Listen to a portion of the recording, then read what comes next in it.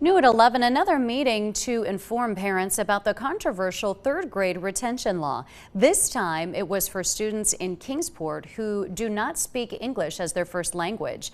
They're also known as English language learners, and they're required to pass the same TCAP test in order to move on to third grade. According to the law, if they don't pass the English language arts section, they'll be held back for another year. News Channel 11's Catherine Simpson was at the meeting where teachers say they are concerned. Catherine? Sarah, Kingsport has been one of the most outspoken local districts in opposing the law overall. School officials told me they're worried the law puts a lot of pressure on this specific group of students as they're working to acquire a new language and build vocabulary.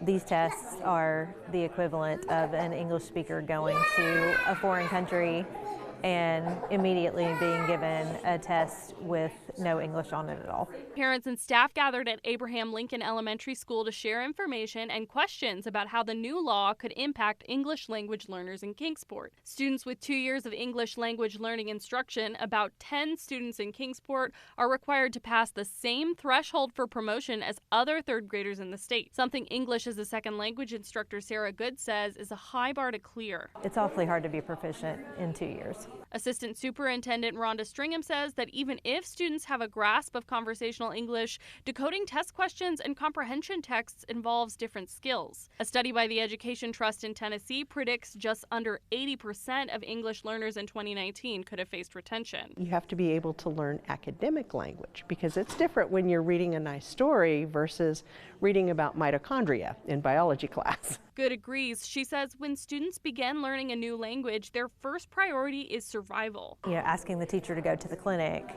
talking to a friend, things like that. So that's what's in the forefront of their brain, not academic language. Teachers in attendance say whether or not the law is changed, students are already feeling the pressure. It's more than just being nervous. I feel like that there's a degree of anxiousness.